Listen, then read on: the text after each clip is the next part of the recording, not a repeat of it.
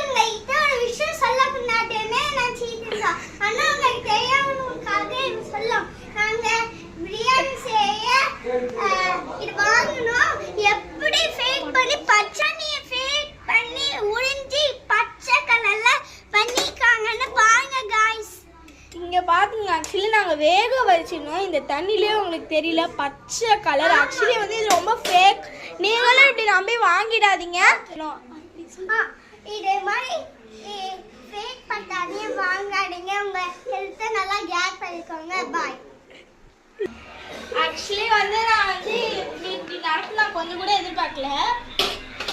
அப்படி fake actually வந்து நல்லா கலர் பூசி இருக்காங்க. நீங்களே பார்த்தீங்கன்னா ஃபுல் கலர் தான். இங்கே பார்த்தீங்கன்னா இந்த பட்டாணியோட கலரே வேற.